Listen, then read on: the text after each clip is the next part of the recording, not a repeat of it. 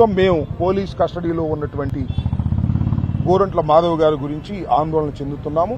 వారిని తక్షణమే కోర్టులో ప్రొడ్యూస్ చేయాల్సిందిగా మేము డిమాండ్ చేస్తున్నాం. అఫ్కోర్స్ మీరు ఏదైనా క్రైమ్ ఉంది అనుకుంటే క్రైమ్ కట్టితే ఆయన వితిన్ 24 అవర్స్లో మీరు ప్రొడ్యూస్ చేయాలి. కన్ఫ్యూజన్ నుంచి తీసేసి తక్షణమే వారిని కోర్టులో ప్రొడ్యూస్ చేస్తే మేము లీగల్గా ప్రొసీడ్ అవుతామనే విషయాన్ని కూడా ఈ సందర్భంగా చెప్పదలుచుకున్నాను.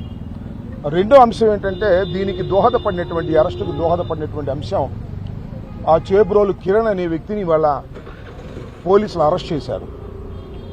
ఆ చేబ్రోలు కిరణ్ అనే వ్యక్తి ఐటీడీపీ కార్యకర్త. చాలా సంవత్సరాల నుంచి నేను అప్పుడప్పుడు యాదృచ్ఛికంగా యూట్యూబ్లో చూస్తున్నాను.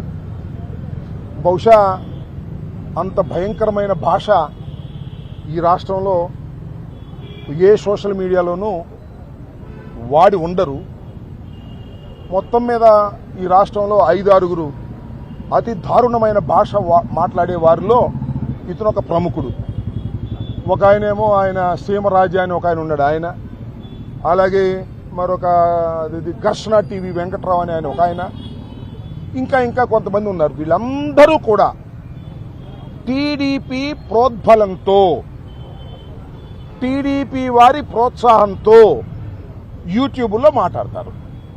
టీడీపీ వారు అనడం కంటే నారా లోకేష్ గారు టీం ఇది.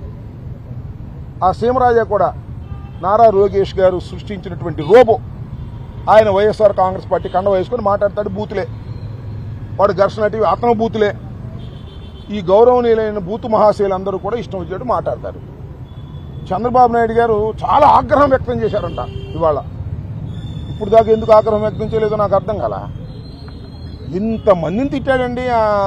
అంటే చిన్న కుర్రోడే పాపం. మరి ఎందుకంటే చెడిపోయాడో నాకు తెలియదు. చెడిపోవడానికి కారణం లోకేష్ క్యాష్ ఇస్తున్నాడు, పంచుతో వాడిని రెచ్చగొడుతున్నాడు.